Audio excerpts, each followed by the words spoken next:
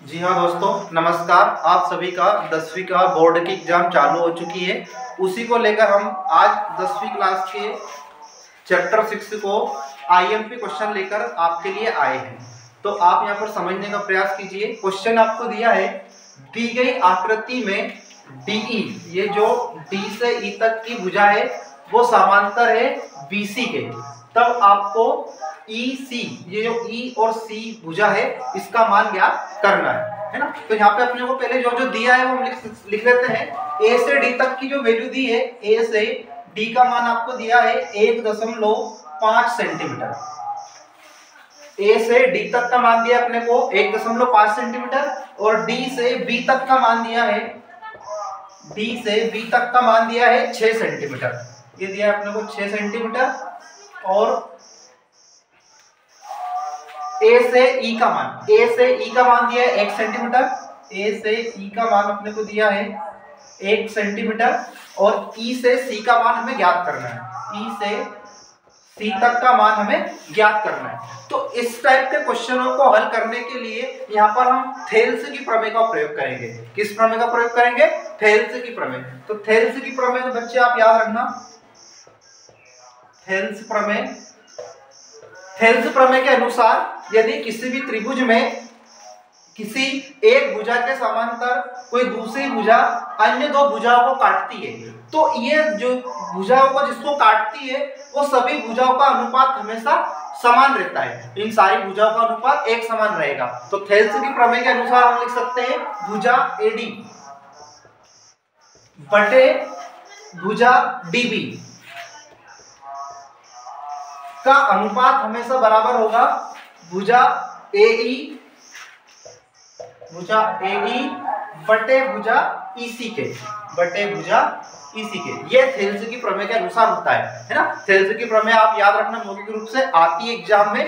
Thales की प्रमेय बोलती है कि किसी भी त्रिभुज में जब कोई एक भुजा किसी दूसरी भुजा के समांतर दो भुजाओं को काटती है तो उन सभी भुजाओं का जो अनुपात रहता है वो उन सबको समान अनुपात में काटती है। ये हम आके आपको सिद्ध करके भी दिखाएंगे। तो यहाँ पे जो जो वैल्यू आपको जिन जिन भुजाओं की दी है वो रखते हैं।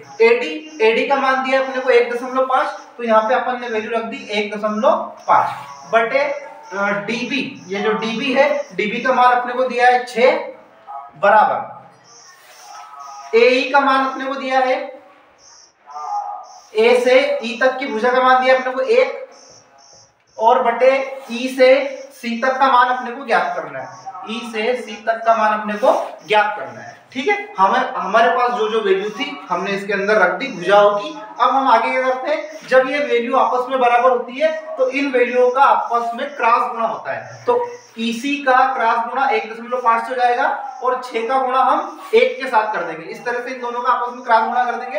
तो जो 1.5 का गुणा हम करेंगे ईसी से बराबर 6 का गुणा करेंगे हम 1 में, तो ये हो जाएगा 1.5 इंटू में आ जाएगा ईसी और 6 का गुणा 1 में करेंगे 6 का 6। अब ईसी का मान चाहिए और ये 1.5 गुणा में है तो बराबर के उधर जाएगा तो वो कायम हो जाएगा, भाग में चला जाएगा। तो ईसी की वैल्यू आ जाएगी आपके पास में, ईसी का मान आ जाएगा 6 बटे 1.5 है ना।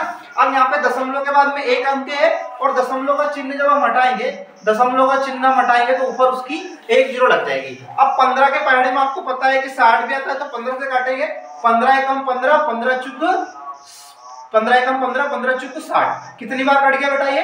4 बार। तो ईसी का जो आपका मान आ जाएगा वो जाएगा 4 सेंटीमीटर। मतलब ये जो वाली भुजा है आपकी ई से सी तक का मान आया है वो आया है कितना? 4 सेंटीमीटर। इसकी वैल्यू फाइंड कर ली अपन ने। ईसी का मान कितना आएगा यहाँ पे? 4 सेंटीमीटर।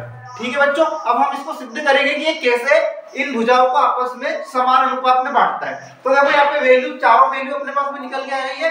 चारों वैल्यू को हम एक साथ रखेंगे। जो एडी का मान आया है, एडी का मान अपने पास में आया है एडी बटे डीबी बराबर होता है एई बटे ईसी। ये होता है थेल्स की प्रमेय के अनुसार। अब हम इसको सिद्ध करके देखते हैं। ए से डी तक का मान दिया है 1.5 बटे डी से बी तक का मान दिया है अपने पास में 6 बराबर में ए का मान दिया है अपने पास में 1 और ईसी का मान जो हम निकल के लाए वो लिखेंगे क्या है 4। तो यहाँ पे दशमलव के बाद में एक अंक है तो दशमलव हटाएंगे तो नीचे उसकी एक जीरो लग जाएगी, 15 से काटेंगे 15 एकम 15, 15 चुक 60। तो यहाँ पे बचा 1/4 और बराबर में आया 1/4। तो दोनों चारों भुजाओं की वैल्यू आपस में बराबर है, दोनों अनुपात बराबर आए, मतलब ये क्या बोलती है आपकी थेल्सी प्रमेय बोलती है। इस तरह इस जो ईसी का मान निकल के आएगा, सिर्फ आपको एग्जाम में ईसी का मान निकालना है तो ईसी का मान आ जाएगा 4 सेंटीमीटर। ये सिर्फ हमने आपको सिद्ध करके दिखाया है। ठीक है बच्चों, उम्मीद है आपको ये वीडियो